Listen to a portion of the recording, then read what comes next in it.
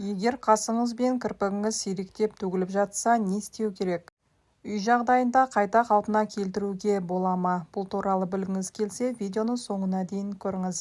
Сондай-ақ бұл каналда сіздің денсаулығыңызға пайдалы барлық ақпараттар бар. Сондықтан бірден тіркеліп алыңыз. Бұл ретте кастор майын қолдансаңыз болады. Кастор тұқымының майын енгізу.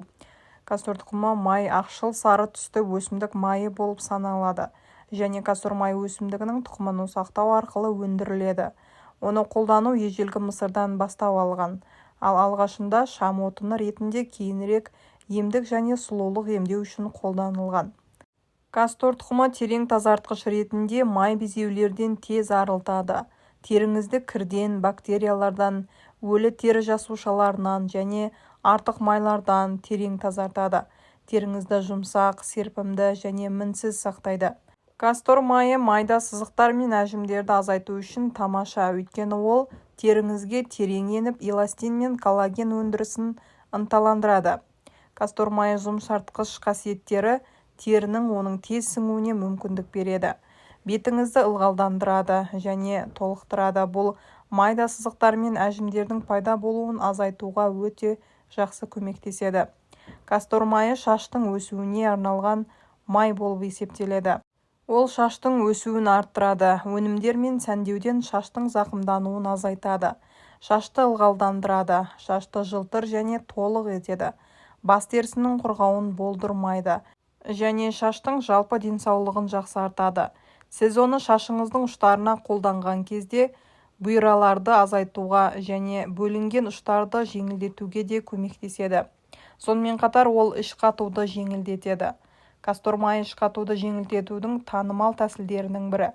Табиғи іш қатуға қарсы құралдың әртүрлі компоненттері күшті іш жүргізу ретінде әрекет етеді. Ащы және тоқ ішектерді ынталандырады және тоқ ішек қабырғаларын тазартады. Әсер еткен нәжістік тоқ ішек арқылы өтуіне мүмкіндік береді.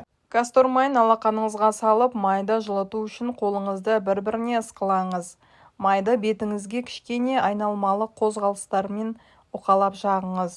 Процедураны күн сайын қайталаңыз. Максималды пайда алу үшін түнде жатар алдында майды бетіңізге жағыңыз. Ол сондай-ақ шаш пен кірпіктің, сондай-ақ қастың өсуін жылдамдатады. Жақсы нәтиже алу үшін түнде қалдырыңыз және процедураны апта сайын 6-8 апта бойы қайталаңыз. Кастор майы барлығына бірдей сәйкес келмеуі мүмкін және оны пайдалану кезінде бірнеше сақтық шараларын қолданыңыз. Біріншіден, жүкті адамдарға кастор майын қолдануға ұсынылмайды. Сондай-ақ кастор өсімдігіне аллергия болса, өйткені жергілікті касторды қолданғаннан кейін сирек жағдайларда контактілі дерматит тіркелген. Сондықтан касторға аллергиясы бар кез келген адам тұқым майды пайдаланудан бас тарту керек. Сондай-ақ менструация, жүктілік кезеңі және іштің қабынуы бар науқастарға тыйым салынады. Бұл видео сізге пайдалы болса, жақындарыңызбен бөлісіп, каналға тіркеле кетіңіз.